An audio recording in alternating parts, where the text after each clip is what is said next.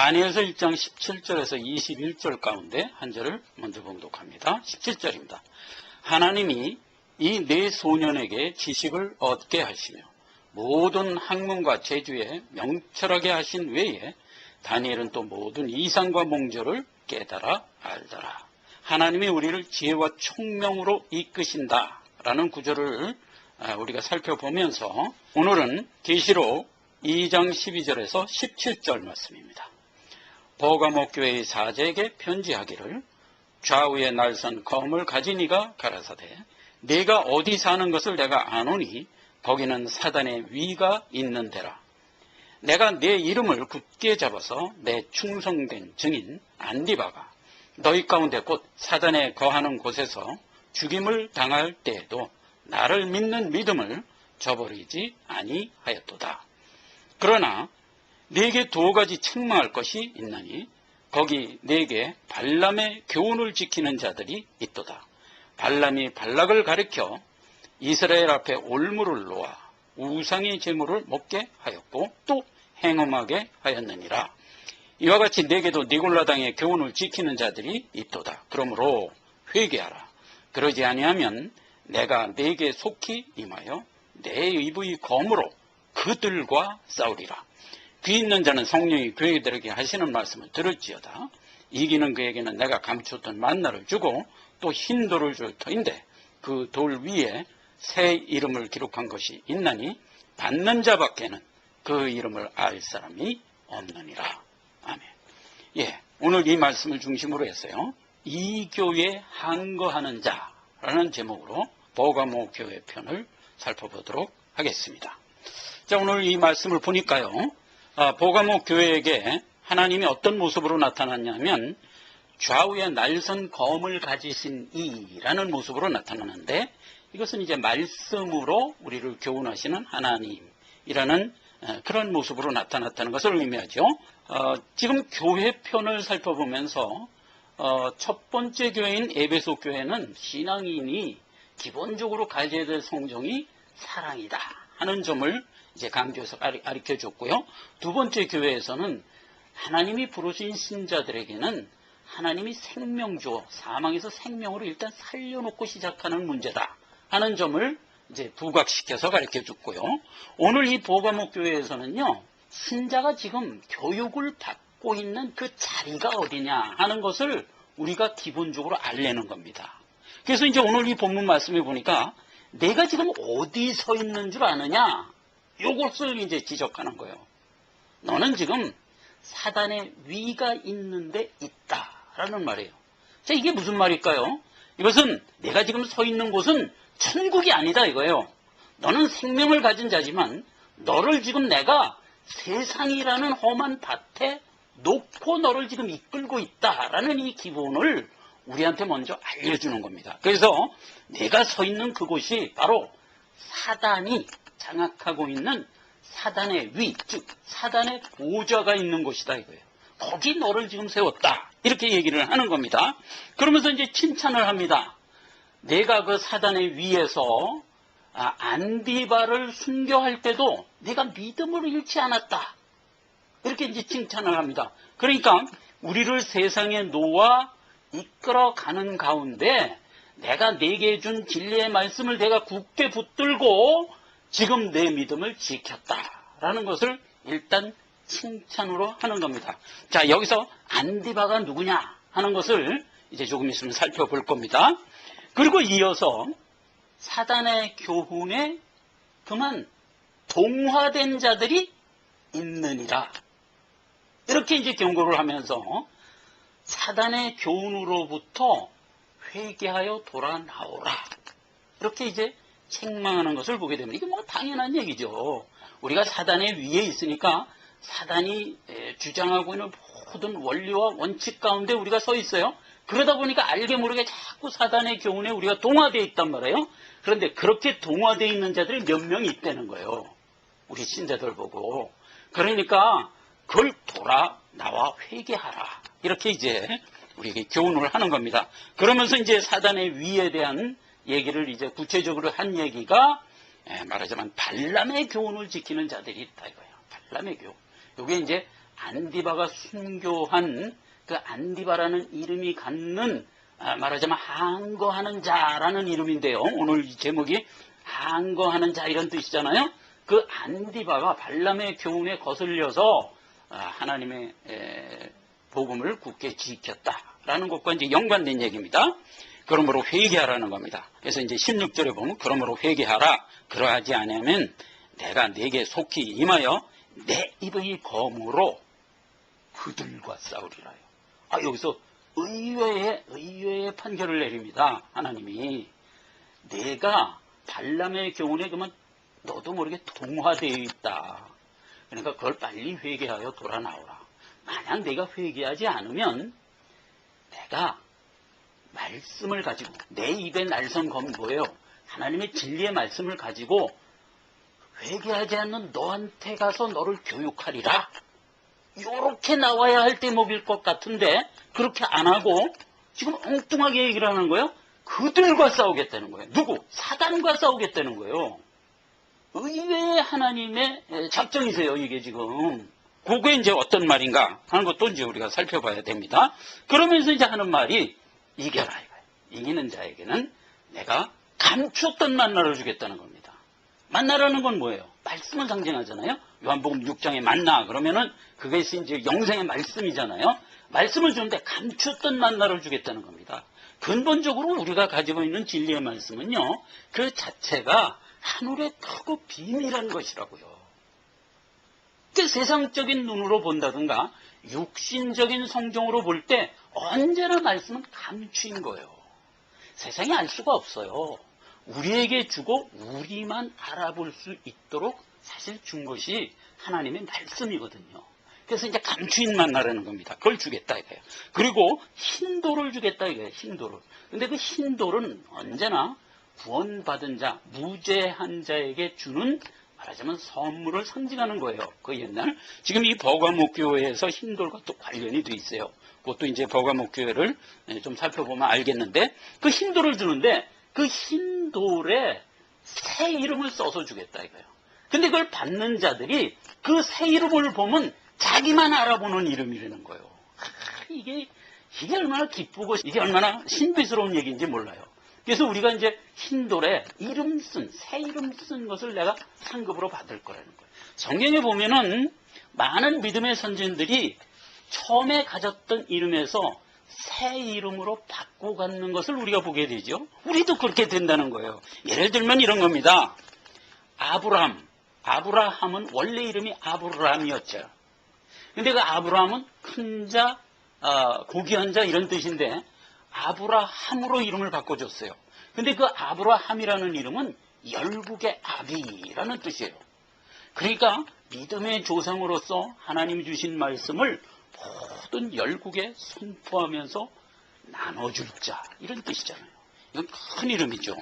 그런 이름으로 바꿔준 것을 이제 우리가 보게 되잖아요. 그 아브라함의 아내 이름은 뭐였나요? 사레였어요. 사레라는 것은 논쟁하는 자, 지적하는 자 이런 뜻의 이름이에요. 그런데 그 이름을 바꿔서 사라로 해줬잖아요.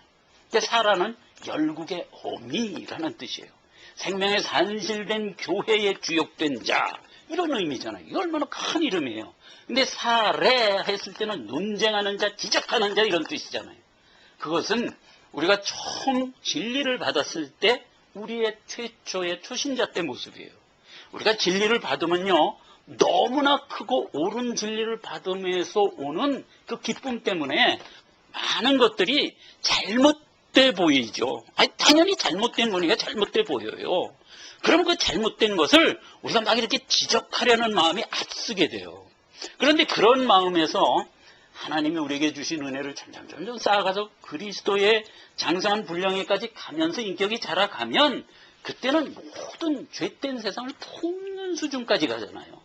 그렇게 해서 이제 사라를 그렇게 이름을 바꿔줬던 것을 우리가 보게 돼요. 근데 또 그 다음에 또 보세요. 누구예요?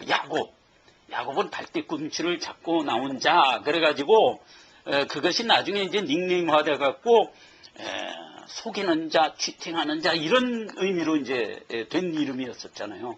그거는 야곱이 가지고 있던 삼성의 소망에 대한 강렬함에 대한 이름이었었다고요. 천국을 침노하는 자, 야곱이 영생을 얻었으니까 천국을 침노하는 그 성정이 너무 강해갖고 그냥 뭐 그 일에만 몰두하는 모습이었단 말이에요. 그렇게 해서 자기에게 허락된 이 땅의 성화의 삶을 맹렬하게 살고 마침내 하늘나라의 유업을 쟁취했을 때 하나님이 붙여준 이름이 뭐예요? 하나님을 이긴 자. 이런 엄청난 이름을 붙여줬잖아요. 그렇게 이제 이름이 자꾸 이렇게 이제 발전되는 것을 우리가 보게 됩니다. 뭐 신약에 와서도 마찬가지예요. 시몬, 베드로. 시몬이라는 이제 통상적인 이름에서 베드로, 반석이라는 이름을 주잖아요. 여러분이 반석이라는 이름이 얼마나 영광스럽습니까? 그렇죠? 우리가 신앙을 어디에다 쌓아야 된다고요? 베드로의 신앙 고백 위에 우리가 쌓아야 되잖아요. 주는 그리스도시요 살아계신 하나님의 아들이다 라는 이 귀한 신앙 고백 위에 우리의 신앙이 쌓아져야 되잖아요. 그리스도라는 굳건한 반석 위에 우리의 신앙이 쌓아져야 되잖아요. 베드로가 바로 자기가 가지고 있는 신앙 고백이 대직이 그리스도였잖아요. 그런 이름을 주는 거예요. 그 유명한 사도 바울은 어떤 이름이었나요? 처음에 사울이라는 이름이었어요. 사울이라는 이름은 큰 자라는 뜻이잖아요. 그런데 바울로 이름을 바꿔요. 주님이 교훈할 때 뭐라고 교훈했나요? 너희가 이 땅에서 큰 자냐? 천국에서 제일 작은 자다. 너희가 천국에서 큰 자가 되고 싶으냐? 이 땅에서 섬기는 자가 되라. 이렇게 교훈했잖아요. 바울이 그걸 받습니다. 바꿔 좋습니다. 내 이름을 바꾸겠습니다. 작은 자라고 바꾸겠습니다. 이게 무슨 얘기예요? 이 땅에선 비록 작은 자지만 내가 내 아버지의 나라에 가서 큰 자가 되고 싶습니다. 그 뜻이잖아요. 주님의 교훈 그대로 이름을 바꾸잖아요. 그래서 사울에서 바울로 이렇게 바꾸는 겁니다. 우리도 이렇게 이름을 바꿔주겠다는 겁니다. 내가 어떤 이름을 받을지 내가 열심히 신앙생활을 살고 훌륭한 신앙인격을 갖추고 주님 앞에 섰을 때 주님이 내게 이름을 줄 거예요. 저는 소망하기를 보아너게라는 이름을 주셨으면 좋겠어요. 너 평생 신앙생활을 우레의 아들처럼 힘차게 왔느니라. 너 장하다. 그리고 보아너게 이런 이름을 붙여줬으면 참 좋겠어요. 이건 저 개인적인 소망이에요. 그러나 주님이 저에게 어떤 이름을 붙여줄지 나는 모르지요. 그러나 여러분도 천성의 주님 앞에 섰을 때 새 이름을 받을 거예요. 그 새 이름이 어떤 이름이 될지 여러분들이 걸어온 순례의 길에 걸맞는 이름을 주님이 분명히 주실 것이다. 이겁니다. 자, 그래서 오늘 이 버가목 교회에서 준 편지의 내용은 너희가 기본적으로 지금 천성의 소망, 생명을 갖고 이 순례의 길을 가고 있는데 너희가 가고 있는 이 자리가 세상이니라. 이렇게 교훈하고 있는 거예요. 그러니까 세상에 동화돼서 세상의 모든 철학과 교훈에 휩싸이지 말고 그곳에서 든든히 하나님이 준 진리를 굳건히 지키는 자가 되라. 만약 그걸 지키지 못하고 세상에 동화됐으면 빨리 회개하라. 이렇게 이제 우리에게 교훈을 하는 겁니다. 버가모 교회에 대해서 역사적인 것을 좀 살짝 살펴보면요. 버가모라는 의미는 망대라는 뜻이에요. 높은 곳에 위치한 도시다. 우리가 신앙을 갖고 있는 것은요. 높은 하나님의 진리를 소유하고 그 높은 데서 모든 것을 바라보는 자라는 의미와도 무관치 않은 거예요. 그리고 이 버가모 교회는요. 그 소아시아 지방을 이렇게 총괄하는 대법원이 있었던 곳이에요. 대법원의 대법원장이 지금은 이제 상권이 분리됐기 때문에 정부의 장하고 법원의 장하고 이제 이렇게 분리가 되어 있지만 그 당시에는 총독이 그걸 다 관할했어요. 그러니까 버가모 교회 총독이 대법원장으로 있어서 뭘 판결을 해서 유죄면 까만 돌을 주고 무죄면 흰 돌을 주고 그랬어요. 그리고 그 대법원장의 이름을 높여서 직함을 붙여주는 이름이 있는데 그 직함이 폰티펙스 막시무스라는 직함으로 그 총독의 이름을 직함으로 줬었어요. 이 이름이 지금 안디바하고 무관치가 않고요. 막시무스라는 게 영걸이라는 뜻이에요. 그래 폰티펙스라는 말은 건설하는 자, 뭘 연결하는 자 이런 뜻이에요. 그래서 이게 누구의 이름과 이게 같은 의미를 가진 영적 이름이냐면 니무롯과 같은 거예요. 니무롯이 누구죠? 함의 아들로서 신할 땅에 가서 바벨탑을 건설했던 사람이잖아요. 바벨탑을 건설해서 우리가 대를 쌓아 하늘까지 연결하자. 그래가지고 인간의 이성과 지성으로 우리 자신을 완성하자 하고 나갔던 자잖아요. 이게 사단의 교훈의 본류를 잃은 내용이고, 그래서 모든 사단은 그 사단의 이름을 바벨론 종교라고 그래요. 바벨론 종교. 그 바벨론 종교의 원류가 됐던 것이 니무롯인데, 여기 지금 버가모 교회의 대법원장의 이름이 그 니무롯의 이름을 가지고 있었다는데, 이게 의미가 심장한 거예요.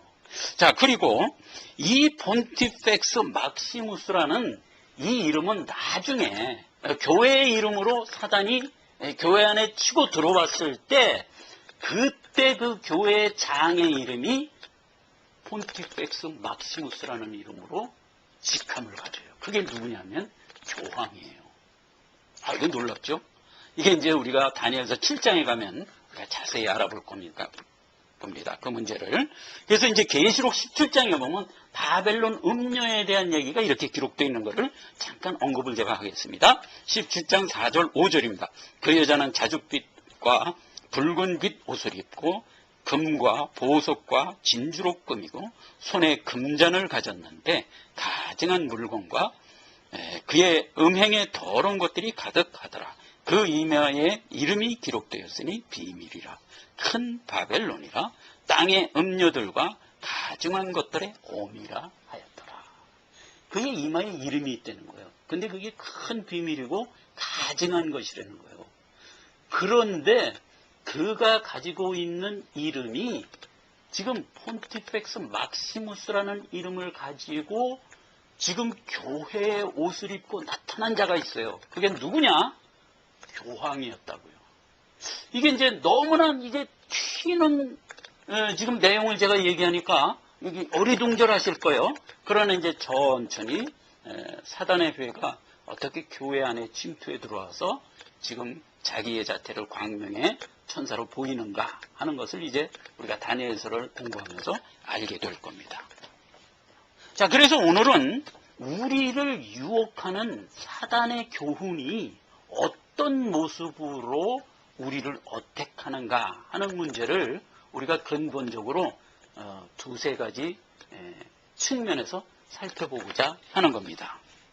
민수기 25장 1절에 보면 이스라엘이 시딤에 머물러 있더니 그 백성이 모압 여자들과 음행하기를 시작하니라. 이런 말씀이 있어요. 이제 발람이 이방 선지자였어요. 이 선지자들이 보통 이스라엘 선지자인데 발람은 좀 특이해서 이방인인데 선지자였어요. 그래서 이제 발람이 선지자 노릇을 하고 있을 때 발락이라는 모압 왕이 이스라엘을 망케하고 싶어서 이스라엘과 전쟁을 해서 이스라엘을 멸망시키면 되는데 힘으로는 안 되겠거든요. 그러니까 발람 선지자를 찾아갑니다. 찾아가서 어떻게 이스라엘을 좀 저주해갖고 이스라엘을 좀 망하게 좀 만들어주시오. 이렇게 이제 부탁을 하죠. 그런데 발람이 그 이스라엘을 저주하라는 그 장소까지 발람이 가죠. 가갖고 발락왕한테 얘기합니다. 내가 내 맘대로 얘기할 수는 없고 하나님이 하라는 말밖에 난 못해. 뭐 짐짓 이러면서 이제 이스라엘을 저주하는 자리까지 가서 이제 말을 하죠. 근데 말을 할 때 하나님이 강제를 해갖고 발람의 입에서 이스라엘을 축복하는 말을 하게 하죠. 그래서 한 번, 또 했는데 또 두 번, 또 두 번 했는데 또 한 번 더 하라 그래서 세 번을 했는데 세 번 다 축복하는 말을 하게 되죠. 발람한테 많은 은금과 상급을 갖다 주고 저주를 해달라 그랬는데 그 저주는 받지 못하고 자꾸 축복만 하니까 안 되겠거든요. 좀 그만둡시다. 이제 저주도 하지 말고 축복도 하지 마셔. 이렇게 된 거란 말이에요. 그래서 이제 발람이 짐짓하는 얘기가 그거예요. 그거 봐라. 나는 내 마음대로 얘기 못한다 그랬잖냐. 하나님이 주는 것만 얘기하니까 어쩔 수가 없다. 이렇게 해갖고 이제 돌아오면서 발람이 생각하니까 그 상급 은금 상급이 갖고 싶거든. 저주스러운 말을 하나님이 해주면 이제 했으면 좋겠는데 하나님이 그걸 안 주고 자꾸 축복의 말만 하니까 할 수 없이 개인적으로 자기가 꾀를 내서 발락에게 교사를 하죠. 야, 하나님이 저주의 말은 주지 않았지만 내가 개인적으로 힌트를 하나 줄게. 뭐야? 다른 거 없어. 너희 나라 여자들을 이스라엘 남자들하고 행음하게 해. 그러면은 이스라엘이 죄에 빠지는 거야. 알았어? 간단한 얘기야. 뭐 굳이 저주해달라고 할 것도 없어. 이렇게 됐단 말이에요. 그러니까 이제 발락이 그래 알았다. 기가 막힌 묘수다. 그래가지고 이제 자기 나라 이제 모압 여자들을 데리고 가서 이스라엘 남자들을 이제 말하자면 유혹을 한 거죠. 그 이스라엘 남자들이 모압 여자하고 행음을 하기 시작했단 말이에요. 그 얘기예요. 그 얘기가 지금 민수기 25장 1절에 있는 얘기입니다. 이스라엘이 시딤에 머물러 있더니 그 백성이 모압 여자들과 음행하기 시작하니라. 이게 발람이 발락에게 꾀를 줘갖고 그렇게 일을 엮어간 거예요. 이스라엘이 그러면 거기에 홀딱 속아갖고 모압 여자들하고 행음을 하기 시작해갖고 그러면 하나님 앞에 죄를 짓게 만드는 거죠. 그렇게 된 얘기예요. 그게 이제 오늘 14절에 있는 말씀인 거예요. 내게 두어 가지 책망할 것이 있나니 거기 내게 발람의 교훈을 지키는 자들이 있도다. 발람이 발락을 가리켜 이스라엘 앞에 올무를 놓아 우상의 제물을 먹게 하였고 또 행음하게 하였느니라. 이게 사단이 신자들을 어택하는, 죄를 가지고 와서 신자들을 어택하는 방법 중에 하나다 이거예요. 그러니까 이러한 사단의 위가 있는 곳에 우리가 근본적으로 교회가 서 있으니까 너희가 까딱 잘못하면 발람의 교훈에 속아서 득죄하는 자리로 떨어지기가 쉽다. 그러니까 항상 경성해라. 이렇게 교훈을 한 것이다 이겁니다. 근데 너희 중에 그 발람의 교훈에 그만 자기도 모르게 그만 넘어가서 죄를 지는 자리까지 떨어진 자들이 있다. 그렇게 이제 회개를 촉구하는 것으로 버가모 교회에게 준 교훈의 내용인 거예요. 자, 창세기 11장 4절로 9절 말씀이 바로 그 바벨탑 얘기잖아요. 한번 볼까요? 성과 대를 쌓아 대 꼭대기를 하늘에 닿게 하여 우리의 이름을 내고 온 지면에 흩어짐을 면하자 하였더니 그러므로 그 이름을 바벨이라 하니 이는 여호와께서 거기서 온 땅의 언어를 혼잡게 하였습니다. 여호와께서 거기서 그들을 온 지면에 흩으셨느니라. 그래가지고 바벨탑을 짓지 못하도록 하나님이 흩어져 버렸어요. 그런데 이들은 바벨탑을 통하여 내가 나를 완성하겠다 하는 것을 기치로 삼아 하나님의 교훈에 반기를 들었던 자들이에요. 그게 당대 영걸이라는 이름이 중요해요. 영걸 니무롯이었단 말이에요. 그 바벨론 사상이 그대로 이교의 사상으로 면면이 이어오면서 지금 버가모 교회도 이 바벨론 사상이라는 기본적인 사단의 교훈의 위에 교회가 지금 있단 말이에요. 즉 이건 무슨 얘기냐? 세상이라는 사단이 장악하고 있는 밭에 우리 믿는 신자들이 지금 놓여져 있다 하는 것을 전제하고 있는 거예요. 하나님이 그렇게 만든 설정이에요. 우리가 이걸 피하면 안 돼요. 이 안에서 그러니까 사단의 교훈이 만개된 그 가운데서 신앙을 지킬 때 그 신앙이 정금과 같이 되는 거예요. 이건 하나님이 만든 설정이에요. 그러니까 그러한 설정을 우리가 원망하지 말고 거기서 든든히 우리의 신앙을 지켜 나가는 게 중요한 거예요. 버가모 교회에 있는 칭찬이 뭐가 되어 있냐면은 사단의 그러한 교훈에 동화되지 아니하고 내 믿음을 지켰다 이거예요. 그 지킨 자의 이름이 누구라고요? 안디바라고요.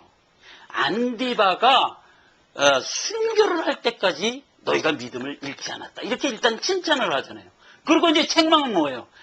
그런 안디바가 있는 반면에 사단의 교훈에 그만 동화돼서 오염된 자들도 있다. 이렇게 양쪽을 얘기하는 거예요. 그래서 칭찬함과 동시에 오염된 자들은 회개하여 나오라 이렇게 얘기하는 거예요. 근데 여기서 안디바가 누구냐 이거예요. 안디바를 그 원어에 들어가 보면 안티파파예요. 즉 아버지에 대하여 항거하는 자 이런 뜻이에요. 세상에 자기를 들어 아비라 한 자가 하나 있어요. 그게 누구죠? 놀랍게도 그게 교황입니다. 교황은 자기 이름을 폰티펙스 막시무스라는 이름으로 직함을 삼고 자기를 가리켜 아비라고 그랬어요. 파파라고 그랬어요. 교황의 또 다른 이름이 파파예요. 마태복음 23장 9절에 보면 이런 일이 있을 걸 아시고 땅에 있는 자를 아비라 하지 말라. 너희 아버지는 하늘에 있는 하나님 한 분뿐이니라. 이렇게 예수님이 교훈했어요. 땅에 아비라는 이름을 가지고 우리를 유혹할 자가 나타날 것을 하나님이 미리 아시고 경고한 거예요. 아비라는 이름을 갖고 이 땅에 나타날 자가 있을 건데 그때 그를 아비라 하지 말라 이거예요.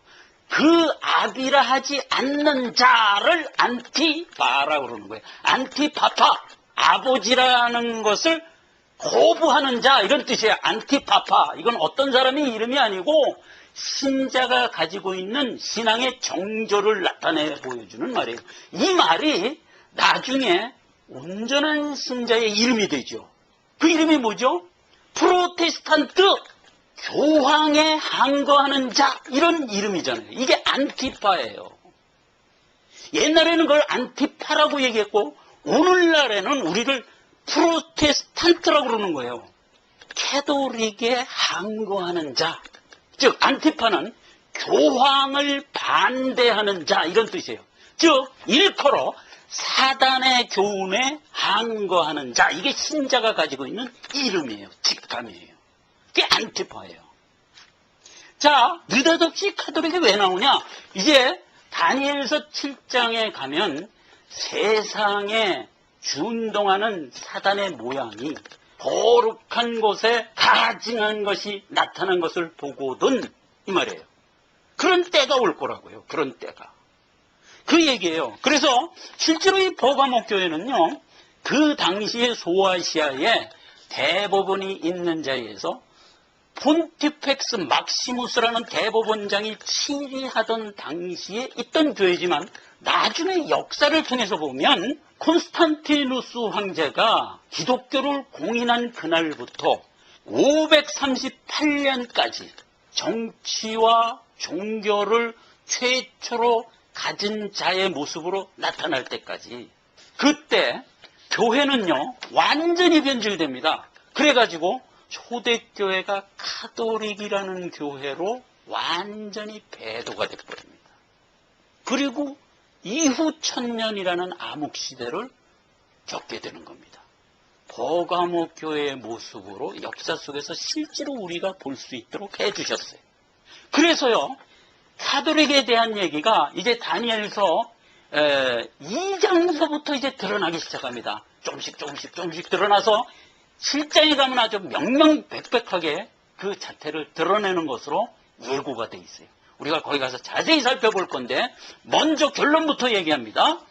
교회의 완전히 배도의 모습으로 교회를 변질시켜서 광명의 천사로 교회라는 이름을 더럽힌 그 실체가 캐도릭이었다고요.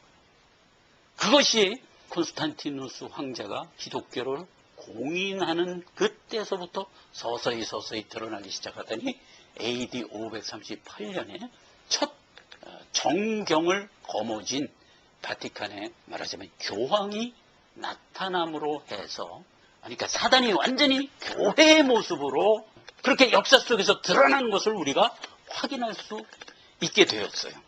우리가 여기서 다시 기본으로 돌아가 보자 말이에요. 진리는 뭐냐? 진리는요 십자가 외에 다른 교훈은 없습니다. 고린도전서 2장 2절에 내가 너희 중에서 예수 그리스도와 그의 십자가에 못 박히신 것 외에는 아무것도 알지 아니하기로 작정하였느니라. 그래서 신앙의 진리에 관한 예수 그리스도의 십자가를 빼놓으면 안 돼요. 그래서 예수 그리스도의 십자가만이 진리의 기둥이에요. 그러니까 세상의 교훈이 아무리 그럴듯하다 해도 거기에 그만 동화돼서 십자가를 놓는 일은 있어서는 안 되는 거예요. 그게 지금 자유주의 신학자들이 그렇게 한 거예요. 십자가를 던져버렸어요. 그리고 이 교훈에 편승해버렸어요. 그러면 안 된단 말이에요. 그러면 그게 사단에 넘어간 거란 말이에요. 그래서 다시 우리가 기본으로 돌아와서 십자가는 내 신앙의 정확한 가운데 기둥이 뒤에 있어야만 되는 것이에요. 요한일서 4장 14절에 보면 아버지가 아들을 세상의 구주로 보내신 것을 우리가 보았고 또 증거하노니. 그래서 이것은 그냥 말로만 믿게 한 게 아니에요. 예수 그리스도가 친히 이 땅에 오셔서 십자가에 못 박혀 죽으시는 것을 우리가 다 보고 만질 수 있게 해서 우리로 하여금 분명한 증거를 가질 수 있도록 해주신 거잖아요. 자, 그런데 여기서 사단의 교훈에 그만 동화돼 버린 자들에게 어서 속히 회개하여 제자리로 돌아오라. 이렇게 회개를 촉구하면서 이상한 말씀을 하나 한단 말이에요. 즉, 회개하여 돌이키라. 만약 회개하지 않으면 내가 회개하지 않는 너에게 가서 매로 다스리겠다. 이렇게 얘기하면 우리가 알아듣기 쉬워요. 그런데 그렇게 얘기를 안 하고 어떻게 얘기를 하냐면, 내가 만약 회개하지 아니하면 내가 내 입의 말씀으로 그 사단에게 가서 증거하겠다. 이렇게 얘기를 한단 말이에요. 요게 무슨 말이냐는 거예요. 요게 좀 범상치 않은 말이에요. 그럼 자 보세요. 원래 사단은요, 하나님의 말씀의 증거를 증거한다고 해서 무슨 맞지도 않아요. 그들이 변하지도 않아요.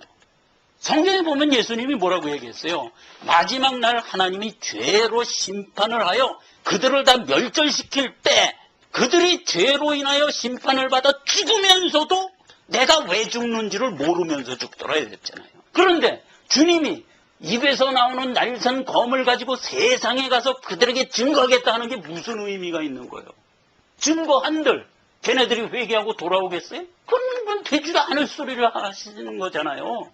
그런데도 불구하고 왜 그렇게 얘기를 했을까? 내가 회개하지 않으면 내가 너한테 가서 너를 징계하리라 이렇게 얘기해야 될 대목에서 왜 이렇게 얘기를 했을까? 왜 소용도 없는 짓을 하겠다고 했을까?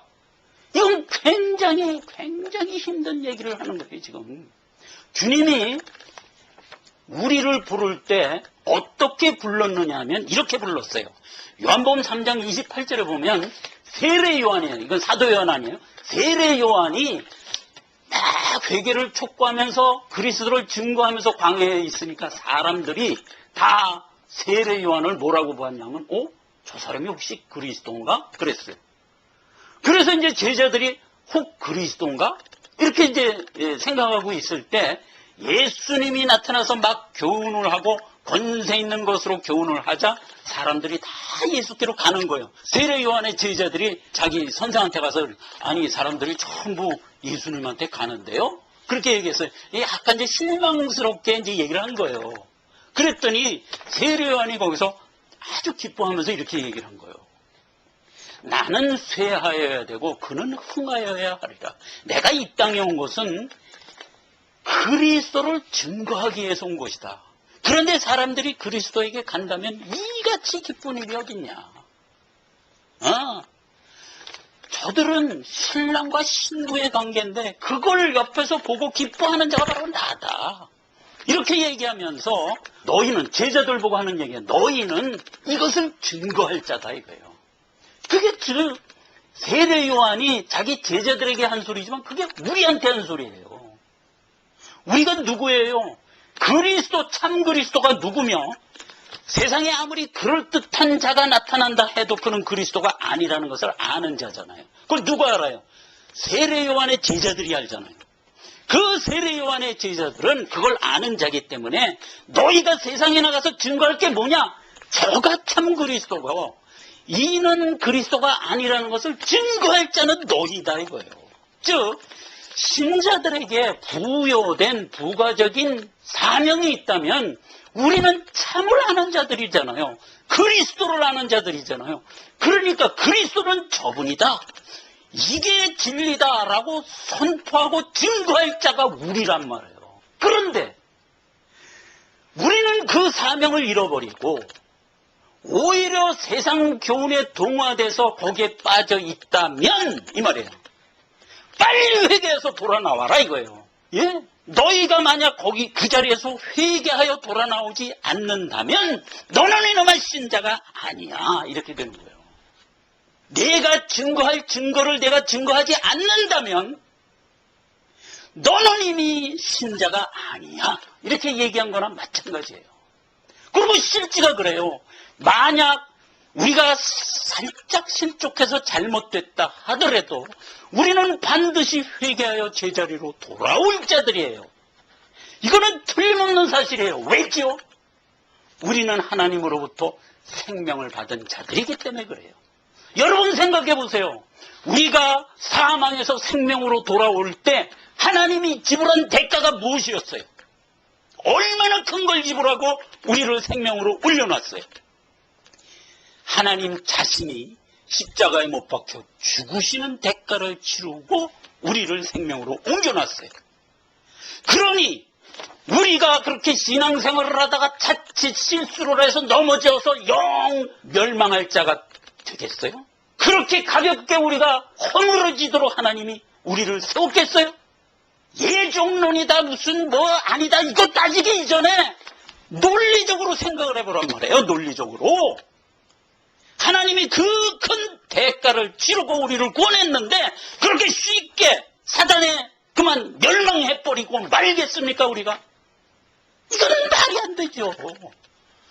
우리는 잠시 실수를 해서 넘어진다 해도 우리는 반드시 제자리로 회개하여 돌아올 수밖에 없는 자들이에요. 그만큼 우리는 가치 있는 자들이고 그만큼 예수님이 우리를 노심초사하면서 붙들고 있는 자들이에요. 우리는 망할 수가 없는 자들이에요. 망할 기회를 잃은 자들이에요. 잠시 실수는 할 수 있어요. 베드로는 가끔 하나님한테 여러 번 질책당했죠. 사단아 물러가라 이런 심한 말을 많이 들었어요. 그러면서도 베드로는 끝내 주의 자녀로 올바로 서 있는 자리까지 오잖아요. 우리도 마찬가지란 말이에요. 실수를 해요. 그러나 우리는 반드시 제자리로 돌아올 자들이에요. 그런데 우리가 돌아오지 않는다면이에요. 가정을 하는 거예요. 만약 우리가 끝내 돌아오지 않는다면 이 말이에요. 너는 구원받은 자가 아니다 이 말이에요. 이거를 우리가 은혜로 받아야 돼요. 은혜. 생각을 해보세요. 이렇게 큰 은혜가 어디 있어요? 없어요. 예수님이 절대로 강제하지 않는다고 그랬어요. 하나님은 우리를 강제하지 않아요.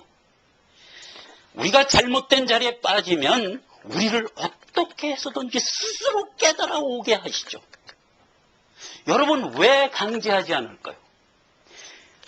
만약 우리를 강제해서 억지로 제자리에 돌려놓으면 그게 무슨 가치가 있냔 말이에요. 그게 내가 스스로 깨달아 돌아오지 않는 한 어떤 외압에 이끌려 제자리에 온 것이라면 그게 천성의 자녀로서 무슨 가치가 있냔 말이에요.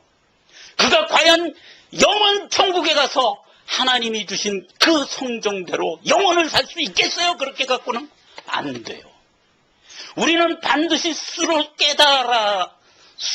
깨닫는 자가 되어 제자리로 돌아오지 않으면 안 되는 자들이에요. 그만큼 우리를 가치 있게 불렀어요. 이것을 증거할 자가 바로 너희다라고 불렀을 때 우리는 반드시 잘못된 자리에 가 있었더라도 제자리로 돌아오고야 말 자들이라고요. 만약 돌아오지 않는다면 이 말이에요. 이거는 되지도 않은 설정을 얘기하지만 그 말 끝에 너희가 어떤 자라는 것을 우리 보고 인식하라는 뜻이에요. 그렇죠? 우리는 이대로 멸망할래야 멸망할 수 없는 자라는 그 강한 은혜를 인식하라는 뜻이에요. 그래서 하나님이 그렇게 얘기하는 거예요. 자, 역사적으로 이러한 교훈을 여러 번 했어요. 그 가장 비근한 예가 어디서 나타나냐면 에스더에게 나타나죠. 에스더 4장 14절입니다.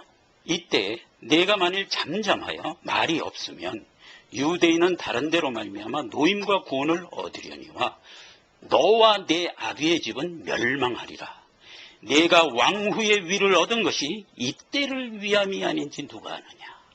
자, 이 얘기가 무슨 얘기냐면 에스더가 왕비가 됐어요. 에스더의 양아버지 모르드게가 있어요. 지금 사단의 괴계로 하만의 괴계로 이스라엘 민족 모두가 사륙당하게 이르렀어요. 그런데 모르드게가 그 관계를 미리 알았어요. 그래갖고 자기 딸 에스더한테 알렸어요. 자, 내가 왕비니까 빨리 왕한테 가서 이 음모를 알려라. 그래서 이스라엘이 멸망하지 않도록 막아라. 이렇게 얘기를 했어요. 그랬더니 에스더가 처음에는 그 말을 듣고 이의를 제기하는데 이렇게 제기하는 거예요. 내가 왕한테 내 마음대로 못 나갑니다. 왕이 나를 불러야 갑니다. 전번 왕비도 그렇게 교만히 행하다가 왕위를 폐해버리지 않았습니까?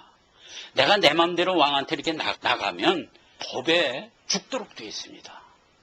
그러니 왕이 부르기를 기다려야 되는데요. 이런 식으로 얘기를 했단 말이에요. 그랬더니 모르드게가 딸한테 한 얘기가 바로 이 얘기예요. 내가 만일 잠잠하면 하나님은 유대인을 다른 방법으로 구할 것이다. 그러나 그때 너는 멸망하게 될 것이다. 너를 부른 것은 이때를 위함이 아니냐. 그러니까 이제 에스더가 거기서 호련히 깨닫죠. 알았습니다.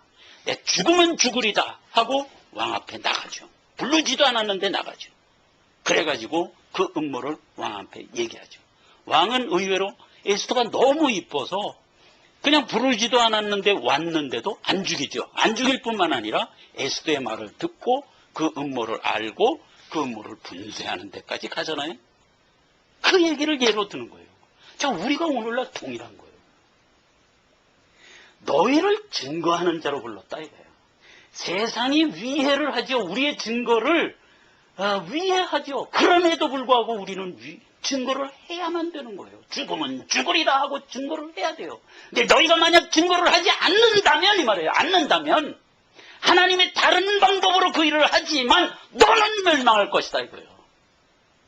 이게 우리 보고 너 안 하면 죽여야 하는 소리예요. 아니요. 반드시 내가 증거하도록 내가 너를 불렀다. 그리고 이 은혜는 그 자체가 생명이다. 내가 생명을 얻었으니 남에게도 그거를 증거해야 되지 않겠냐? 이렇게 말하는 셈이에요.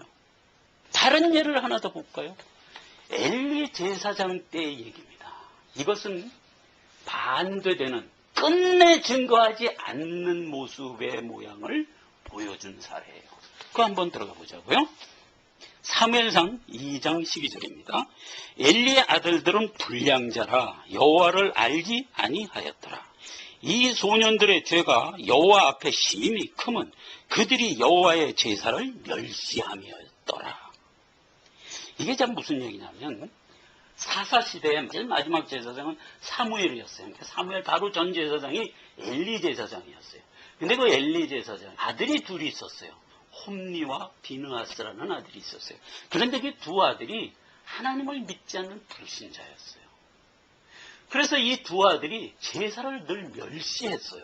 근데 어떻게 멸시했냐면 하나님한테 제사를 드릴 때 고기를 삶아요. 그래서 지금 고기를 막 삶고 있으면 이 홈니와 비느하스라는 엘리의 두 제사장 아들이 와서 그 고기 먼저 달라 이거야. 제단에 올리기 전에 내가 먼저 먹어야겠다 이거야. 그리고 그 일에 수종드는 여인들을 가서 막 성폭행을 하고 그랬어요. 그렇게 악한 자예요.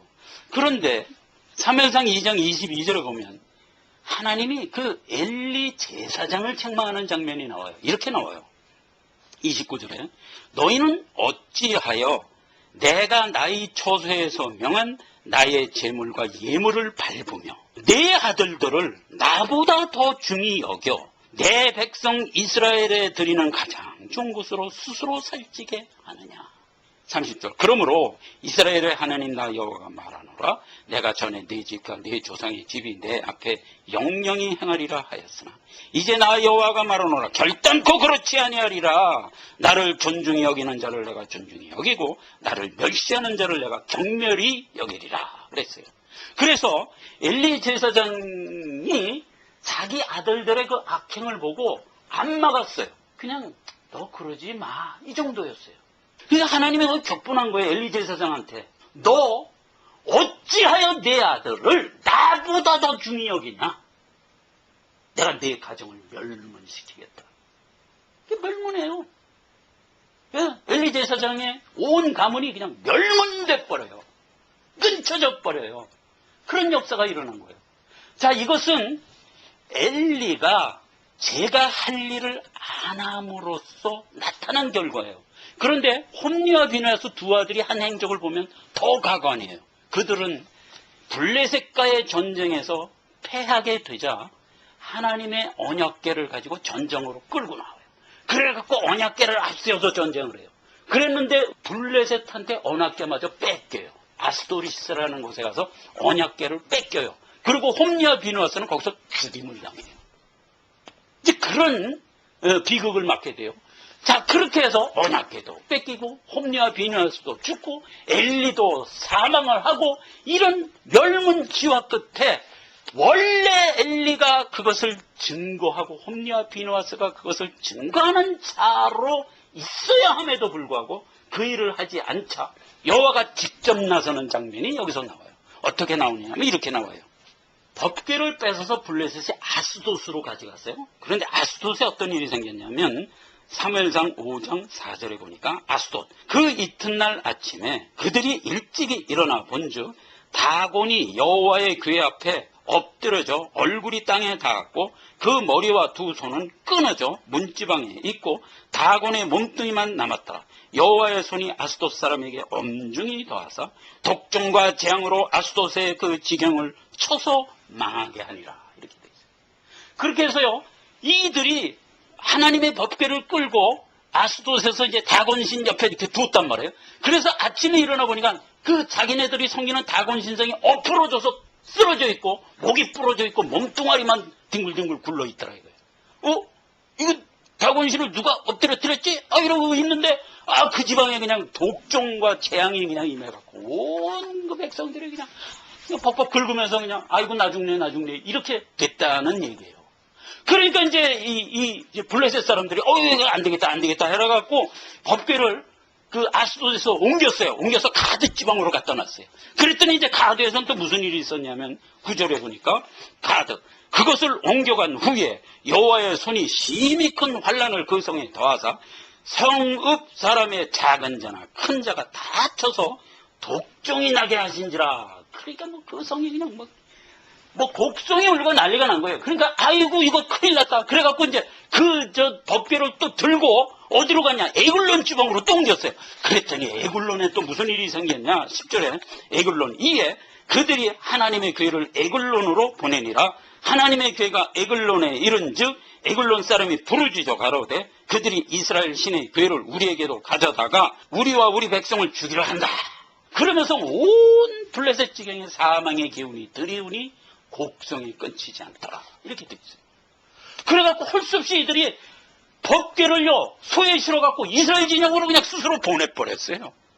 하나님이 자기를 이렇게 증거했다니까요. 원래 이거는 누가 증거했어야 했어요?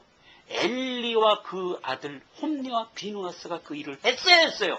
안 했어요. 하나님이 스스로 그 일을 했어요. 무슨 얘기예요? 너 신앙생활하다 시답지 않게 하지? 그러면 너는 멸면시켜버리고 내가 직접 나선다. 이런 뜻이 아닌 거예요. 원래 하나님은 세상에 어떤 모습으로 나타나냐면 심판자의 모습으로 늘 계시는 거예요. 예? 로마서에 보면 그렇게 되어 있잖아요. 세상은 늘 하나님의 심판 아래 있단 말이에요. 기본이에요, 그 기본.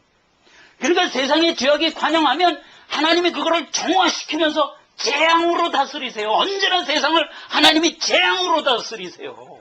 그 가운데 믿는 자는 하나님의 말씀을 증거하는 자로 나타나는 거예요, 언제나. 그래서 자 보세요. 신자에게 뭐가 임해요? 환난이 임해요. 근데 그 환난과 세상이 받는 재앙은 어떻게 틀리나요? 세상이 받는 재앙은 원래 죄를 향하여 쏟아붓는 하나님의 재앙이에요. 그건 우리와 상관이 없어요. 요한계시록과 다니엘서에 나타나는 우수한 재앙은 전부 이거예요. 그러면 신자가 받는 환난은 뭔가요? 이게 아니고 세상 사람들이 나를 위해 하는 거예요. 그것은 우리가 하나님의 자녀라는 것만 증거해 줄 뿐이에요. 우리를 위해 하지 못해요. 우리가 가지고 있는 생명을 저들이 못 뺏어가요. 그들이 우리를 핍박하고 구박할수록 우리는 하나님의 자녀라는 증거만 얻을 뿐이에요. 이거는 아무것도 아닌 거예요. 실제로 무서운 게 뭐냐? 하나님이 죄를 향하여 퍼붓는 재앙이에요. 이건 세상을 향하여 붙고 있어요. 이런 가운데 우리가 지금 하나님의 증거를 가지고 세상에 있는 거예요. 그걸 잊지 말라는 거예요. 그걸. 만약 내가 내 직무를 다 하지 않는다면 내가 너를 버리겠다가 아니에요. 나는 늘 내 말씀을 가지고 세상에 재앙으로 임한다 이거예요. 너는 힘을 잃지 말고 너도 그리스도의 증거를 가지고 세상에 나가 선포하는 자가 되라 이거예요. 우리 보고 동역하자고 얘기하는 거예요 지금. 이걸 우리 보고 깨달으라는 거예요. 자, 세상이 우리에게 가하는 세상적 교훈은 어떤 모습일까요? 그거 살펴보고 이 시간을 마치겠어요.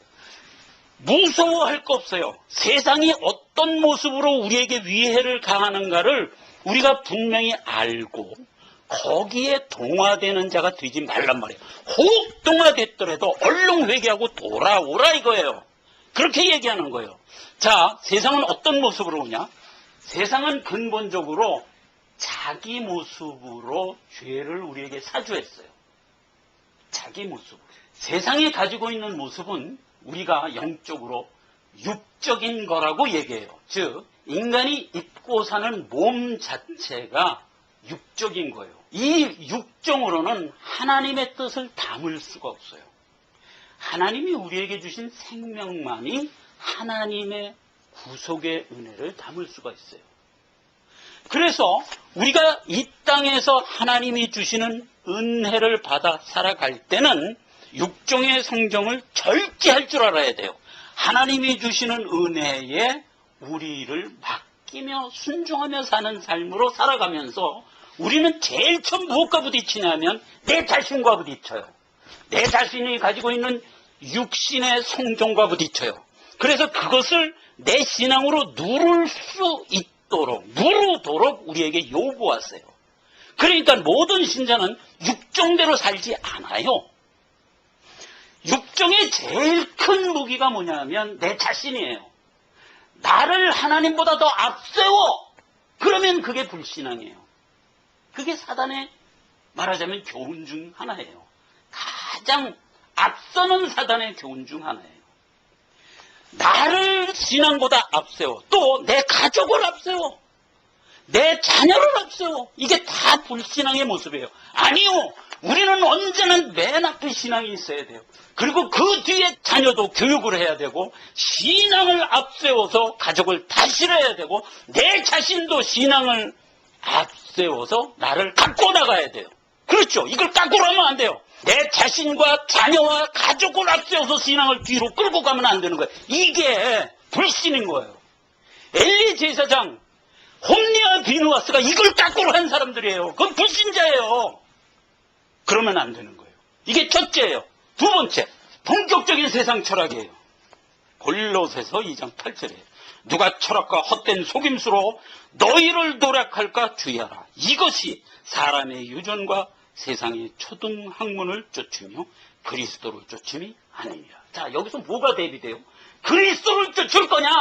세상의 철학과 헛된 속임수를 쫓을 거냐? 요 얘기예요, 지금. 그 세상이 어떤 속임수와 철학을 갖고 우리에게 대시를 하나요? 첫째, 철학을 살펴보자고요. 철학은 다른 거 없어요. 인본주의가 말하자면 사단이 가지고 있는 철학이에요. 사람의 능력으로 모든 걸 다 할 수 있다 이거예요. 자꾸 그걸 얘기하는 거예요.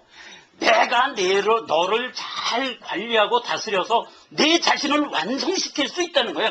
휴머니즘인 거예요. 자꾸 이걸 앞세우는 거예요. 그래서요, 신앙에서 항상 우리를 헷갈리게 하는 게 휴머니즘이에요. 네? 그럴듯해 보인다니까 자꾸 그럴듯해 보여요. 그럴듯해 보이는 거 하나 확인해 볼까요? 마가복음 26장 8절입니다. 제자들이 보고 분하여 가로되 무슨 의사로 이것을 허비하느뇨? 이것을 많은 값에 팔아 가난한 자들에게 줄 수 있었겠도다. 우리가 생각해도 아깝죠? 그 거의 2만 불쯤 되는 200데나리온 그러면요. 한 데나리온이 장정 1일품 싸게 오늘날로 얘기하면 100불 정도 되죠. 그런데 200데나리온이니까 한 2만 불쯤 되잖아요. 그 2만 불쯤 되는 가치 있는 조그만 향유를 팍 깨트려 갖고 예수님 발을 닦아드렸어요. 머리에 발라서 발라줬어요. 여러분, 아까운 거예요. 아니, 아니, 예수님한테 경배를 하려면 그냥 와서 그냥 경배를 하고, 저거는 팔아서 가난한 자들을 구제를 했으면 얼마나 더 보기가 좋았을 텐데. 이랬다는 거예요. 이게 휴머니즘이에요. 여러분, 휴머니즘 그러면 우리가 많은 아름다운 일들이 세상에 있어요. 근데 그것이 신앙에 앞서가면 안 돼요. 신앙이 언제나 앞서가면서 구제를 해도 신앙으로 구제를 해야 돼요. 즉 목표가 뭐냐? 저 사람이 예수 믿고 구원받을 것을 목표로 하여 구제를 해도 하고 도와줘도 도와줘야 되고 뭐 사랑을 해도 사랑을 해야 되는 거예요. 그 휴머니즘 자체가 빛나기 때문에 하면 안 되는 거예요. 신앙으로 그를 참 생명에 인도하고자 해서 모든 것을 동원하란 말이에요. 거기에 구제도 들어가고 다 들어가는 거예요. 먹든지 마시든지 무엇을 하든지가 그 뒤로 쫓아가는 거예요. 그 먹든지 마시든지 무엇을 하는지가 앞서 있고 그것에 의하여 내 신앙이 따라가는 게 아니고 반대란 말이에요. 하나님이 나에게 주신 진리, 그것으로 내가 구원을 받았고 너도 이놈아 그것으로 생명을 가진 자가 돼야 된다는 것이 가장 그를 위한 사랑이에요. 그에게 떡 주는 것보다 더 큰 사랑이 뭐야? 너도 구원을 받아라예요. 그게 가장 큰 사랑이에요. 그 가장 큰 사랑을 혹여라도 그가 갖도록 하기 위하여 모든 걸 동원하는 것이에요. 떡도 주고 구제도 하고 모든 걸 그것 때문에 하는 거예요. 이게 반대로 깎으러 가면 그게 휴머니즘이에요. 이건 사단의 교훈이에요. 신앙이 없어져 버리고 자유주의 신학자는 휴머니즘을 앞세워 버렸어요. 이게 사단의 교훈이에요. 여기에 속으면 안 된다 이렇게. 자, 두 번째, 속임수예요. 여러분, 이 속임수는요, 지금 이 자리에 있는 우리 모두가 거의 다 넘어가 있는 상태예요. 여러분, 여기에 속으면 절대로 안 돼요. 이 속임수는요, 어떤 모습으로 지금 우리 앞에 지금 있냐면요, 신비주의, 오컬트, 과학이라는 이름으로 우리 앞에 지금 와 있어요. 오컬트라 그러는 것은 비학이라 그래가지고 보통 있는 이 일상을 뛰어넘는 어떤 초월적인 일이 이 땅에 있어요. 우리가 아무나 초월을 행사할 수 없어요. 그런데 어떤 자들은 초월을 행사해요. 초월을 행사해요. 그래서 그 초월을 앞세워서 사람들을 미혹해요. 성경에도 그렇죠. 말세 하늘에서 불이 내려와서 심지어 믿는 자까지도 미혹하리라 그랬어요. 그 얘기가 오컬트예요. 그러니까 이 세상에는 초월적인 현상들이 늘 있어요. 그런데 그것이 우리 신앙을 가장 유혹하는, 말하자면 유혹거리 중에 하나예요. 오늘날 이 세상은요, 수많은 오컬트로 물들어 있어요. 여러분, 세계 베스트셀러가 되어 있는 해리포터가 바로 그 오컬트 현상 중 하나예요. 거기에 보면 언제나 해리포터 같은 스토리가 나오면 모든 사람들의 관심이 그냥 순식간에 집중이 돼버려요. 왜? 흥미로우니까. 재미있으니까. 그런데 거기에 흠치돼서 동조를 하는 부류들이 많이 생겨났어요, 요즘. 그게 가장 앞서가는 것이 뉴에이지라는 종류예요. 신비스러운 초월을 가지고 사람들을 혹세무민해요. 그런데 이게 없는 일이 아니에요. 실제로 그런 역사와 초월이 막 일어나요. 그러니까 그 안에 빠진 사람들이 얼마나 즐거워하는지 몰라요. 근데 여기에 푹 빠지는 거예요. 그 여기에 빠지면 그 자체가 목표가 돼버려요. 그리고 그 초월을 내가 막 행사하는데 그냥 얼이 빠져가지고 그냥 막 거기에 푹 빠져버려요. 거기는 뭐 신앙도 없고 아무것도 없는 거예요. 그게 다인 거예요. 이게 마지막 세대에 우리를 신비와 비학으로 우리를 유혹하는 방법 중에 하나예요. 근데 이게 헛된 거예요. 여러분, 우리가 어차피 구원받아 내 아버지의 나라에 우리는 우리 자신이 가장 지극한 초월적인 존재가 될 거예요. 지금 여기서 우리가 할 일은 우리에게 주어진 천성의 백성이 가져야 될 신앙 인격을 키우는 데만 전념하라 이거예요. 세상이 보여주는 수많은 사단의 유혹거리들에 관심 끊고 그걸 보면서 오히려 우리는 그것을 거부하면서 하나님이 우리에게 주신 천성의 소망을 더욱 키워나가는 신앙의 인격을 키우는 데만 전념해야 돼요. 이 신비주의 중에서 가장 앞서가고 있는 게 UFO예요. 여러분, 지구상에 있는 대부분의 사람들이 거의 다 동화되어 있어요. 전체 지구와 같은 성정을 가진 별이 2천억 개나 된다. 2천억 개나 돼.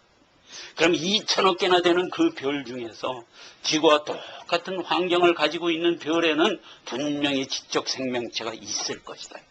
그게 우주인이다. 우주인의 존재를 거의 다 믿어요. 여기 예수 믿는 사람들도 거의 80% 이상 다 믿고 있어요. 예?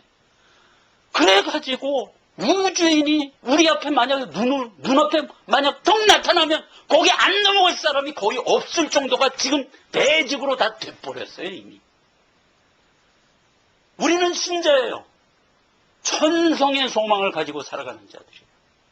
하나님이 우리에게 주신 이 귀한 말씀을 우리가 분명히 가지고 내 인격이 완성될 때까지 세상이 주는 그 어떤 유혹도 우리는 거부할 줄 알아야 돼요. UFO가 거의 80% 이상 믿어지도록 작은 지금 세상을 공략해왔어요. 그래갖고 지금은요, UFO의 출몰 현상이 점점 더 강해져요. 점점 더. 하늘에서 불이 내려와서 믿는 자까지도 미혹해 하리라. 이게 분명히 그렇게 될 거예요. 여러분, 마태복음 24장 한 구절을 제가 읽겠습니다. 그때 사람들이 너에게 말하되 보라, 그리스도가 여기 있다, 혹 저기 있다 하여도 믿지 말라. 자칫 그리스도들과 거짓 선지자들이 일어나 큰 표적과 이적을 보여 할 수만 있으면 택하신 자들도 미혹해 하리라. 보라, 내가 너에게 미리 말하였노라. 자, 이게 무슨 얘기일까요? 여기 그리스도가 나타났다 이거예요. 그러니까 사람들이 혹해갖고 다 몰려가. 그래도 너희는 거기에 동요되지 말라, 이런 얘기예요. 자, 생각해 보세요. 어떤 일이 벌어졌길래 그리스도가 여기 있다 하는데 전 세계 사람들이 다 주목을 할까요? 도대체 무슨 일에 그렇게까지 상황이 될 수 있을까요? 어떤 훌륭한 인도의 깐디 같은 사람이 딱 나타나서 내가 그리스도다 그러면 전 세계에 있는 사람이 다 혹할까요? 불가능하죠. 일부 몇몇 사람은 참 위대한 사람이다 하고 몇 명은 쫓아갈지 몰라도 전 세계 사람들이 일시에 그 사람을 향하여 쫓아가는 일은 없을 겁니다. 근데 과연 어떤 일이 있길래 여기 그리스도가 나타났다 저기 그리스도가 나타나서 온 세상 사람들이 다 그를 쫓아갈 때 너는 쫓아가지 말라라고 얘기할 만한 사건이 어떤 사건일까요? 나는 이거 단언하건대 이게 UFO라고 생각해요. 어느 날 전 세계가 보는 데서 큰 비행접시가 상공에 득 나타나서 거기서 어떤 하얀 옷을 입은 외계인이 탁 나와서 내가 지구의 평화를 위하여 왔습니다 라고 선언하면 전 세계 매스컴이 그거를 다 조명할 것이고 모든 사람이 거기에 다 끌려갈 겁니다. 그리고 믿는 자마저도 미혹돼서 끌려갈 겁니다. 내가 미리 말했노라 이 말이에요. 미리 현혹되지 말라 이거예요. UFO는 강진술입니다. 하나님은 우리를 구원해서 이 땅에서 키워나가고 있어요. 그래서 이 땅에는 구원을 방해하는 모든 요소가 다 있어요. 그리고 사단의 역사를 하나님은 이 땅에 한정했어요. 계시록에 보면 뭐라고 그랬어요? 사단을 하늘에서 붙들어 결박하여 이 땅으로 내쫓았다고 그랬어요. 그래서 사단이 활동할 수 있는 것은 이 전 우주에서 이 땅밖에 없어요. 이 땅에서 모든 사단의 능력을 총동원해 우리를 미혹하는 거예요. 거기에서 우리를 키워나가겠다는 거예요. 여러 가지 현상이 있어요. 그 현상 중에서 우리를 가장 헷갈리게 하면서 끝까지 미혹할 수 있는 제목이 지금 UFO예요. 여기에 속지 말란 말이에요. 예. 너무 동화 같은 얘기로 제가 연결되나요? 아니요. 지금 말씀이 말이에요. 어떤 형태로든지 마귀는 우리를 유혹할 거예요. 자, 마지막으로 과학입니다. 과학은 하나님이 이 땅을 만든 창조의 원리예요. 그래서 그건 진실이에요. 그건 진리예요. 과학의 모든 법칙은 진리예요. 왜냐하면 하나님이 만든, 말하자면 의도니까. 그렇죠. 그런데 과학을 이 불신자들이 왜곡을 하고 있어요, 지금. 과학의 여러 가지 법칙과 과학의 이론을 가지고 신앙을 자꾸 뭉거뜨리고 있어요. 그래서 여러분, 우리가 얼마나 과학에 지금 오염이 되어 있는가 스스로 한번 생각해 보자고요. 여러분, 지구 역사가 46억 년이다. 지금 세상은 그렇게 말하고 있어요. 근데 성경은 분명히 뭐라고 얘기했어요? 하나님이 천지를 창조하시느라 6일 만에 아담을 만들었어요. 그리고 쭉 역사를 이어온 게 6,000년이에요. 그러니까 하나님이 온 우주와 지구와 인간을 만든 쭉 역사는 뭐예요? 6,000년이라는 얘기예요. 그걸 누구 입으로 얘기했어요? 모세 입으로 얘기했어요. 요한복음 5장 47절에 보면 예수님이 백성들한테 얘기하는 장면이 나와요.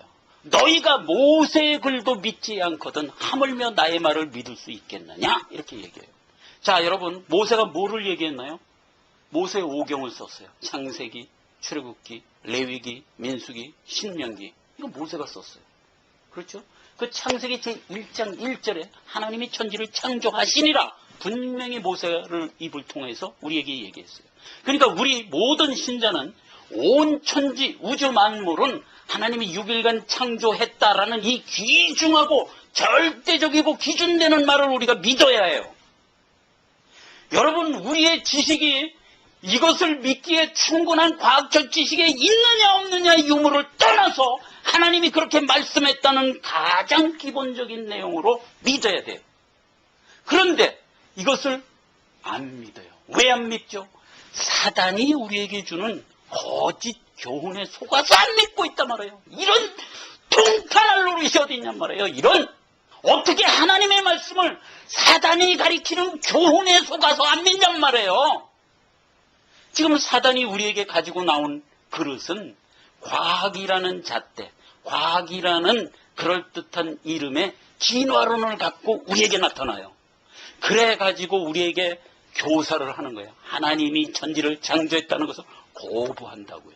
그래서 먼지가 모여서 지구가 되고 먼지가 모여서 우주가 되고 이런 빅뱅 이론을 가지고 막 나와요. 거기 전부 속아 넘어가는 거예요. 전부. 지구 역사가 46억 년이야? 아니요. 지구 역사는 5년이 6,000년. 공룡이 6천만 년 전에 살았다고요? 천만의 말씀이에요. 공룡은 인류 역사와 같이 살다가 너무 커서 멸종됐을 뿐이에요. 제가 뉴질랜드 갔는데요. 불과 100년 전에 키위라는 엄청나게 큰 한 3.5m쯤 키 되는 엄청나게 큰 새예요. 황소보다도 더 큰 새예요. 그런 새가 있었어요. 그런데 불과 100년 전에 멸종됐어요. 공룡이 그렇게 몸집이 크면 인류가 살아가는 밭에서 함께 못 살아요. 결국 인류의 손에 다 잡혀 죽게 돼 있어요. 그렇게 해서 공룡은 자기 몸집이 너무 크고 그래서 멸종한 것뿐이에요. 1000만 년 전에 무슨 공룡이. 그리고 지층을 보라. 뭐 지층이 뭐 구석기 시대, 신석기 시대, 뭐 무슨 시대, 빙하기 뭐 해갖고 뭐 그 다 증명한다는 게 전부 헛 얘기예요. 전부 헛 얘기. 모든 지층은 노아의 홍수 때 다 형성된 거예요. 불과 1년 만에. 그것이 현대에 막 증명이 되고 있어요. 미국의 헬레나 화산인가? 그게 폭발을 했어요. 그게 언제 폭발을 했냐면 우리나라의 광주 민주항쟁 났을 그 해에 미국의 헬레나 화산이 폭발을 했어요. 그래가지고 1년도 안 됐죠. 그 폭발한 후유증으로 쌓인 퇴적층이 30m가 쌓였어요. 그리고 많은 퇴적층들이 쌓였어요. 그리고 그 화산이 폭발하면서 거기에 있던 큰 호수가 눈과 함께 녹아서 흘러내렸어요. 땅을 이렇게 파고 흘러내리면서 계곡을 만들었는데 그때 만든 계곡이 거의 크기가 그랜드 캐년만한 크기의 계곡을 만들어버렸어요. 그걸 며칠간 만들었냐면 단 3일간 만들어버렸어요. 그러니까 거기 가보면 그랜드 캐년이 100이라고 그러면 그 세인트 헬레나 화산이 폭발하고 나서 경류가 흐르면서 만든 계곡이 크기가 그랜드 캐년이 100이라고 하면 이건 한 70쯤 되는 그런 엄청난 크기의 계곡이 그냥 3일 만에 생겨버렸어요.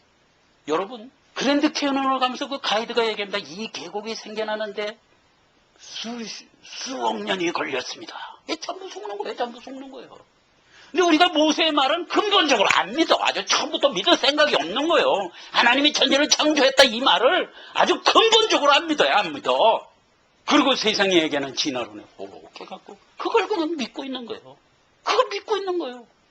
그런데 요즘에 어디까지 과학이 발달되는지 아십니까? 19세기만 해도 과학이 처음 발달될 때는요, 18세기까지만 해도요, 음식이 왜 썩는지를 몰랐어요. 예, 음식이 왜 썩는지를 몰랐어요. 왜 병이 났는지를 몰랐어요. 왜 병의 원인이 뭔지를 몰랐어요.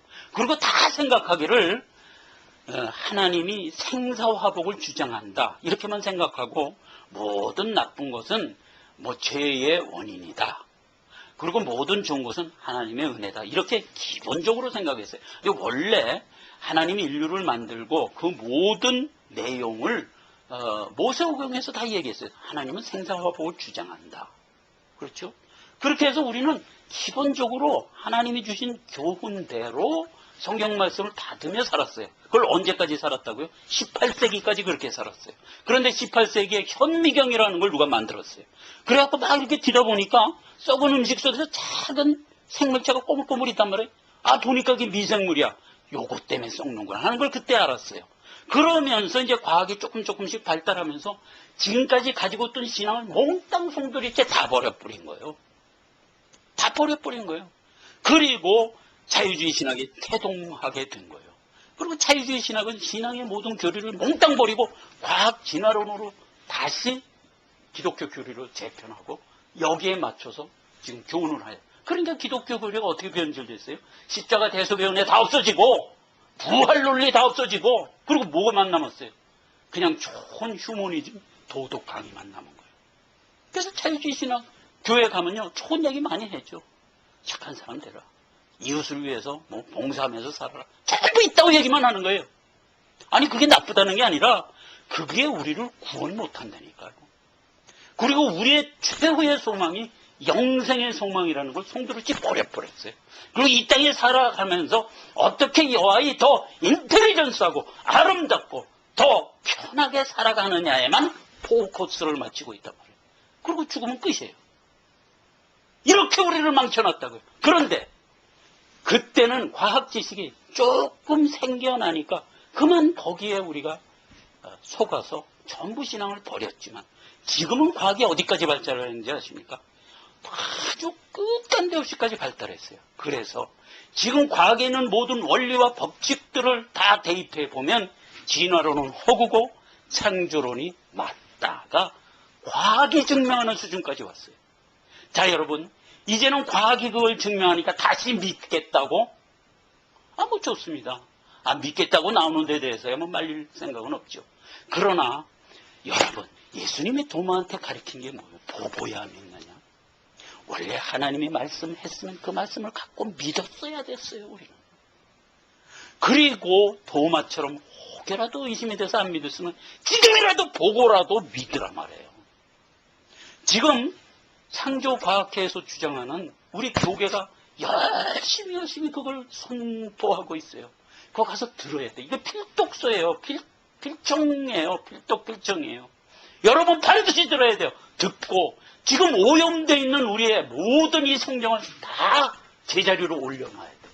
지구가 46억 년 웃기지 말라 말해요. 6,000년이에요. 6,000년이라고 얘기하는 걸 보고 자꾸 사모니즘이라고 그런다니까요. 아니요. 이게 진실이에요. 과학이 증명하고 있다니까요. 19세기만 해도 그 샤머니즘이라고 그랬어요. 할 말이 없었어요. 그러니까 기독교인들이, 참신앙인들이 욕을 먹으면서도 고개를 숙이면서도 신앙을 안 잃었어요. 그러나 이제는 아니요.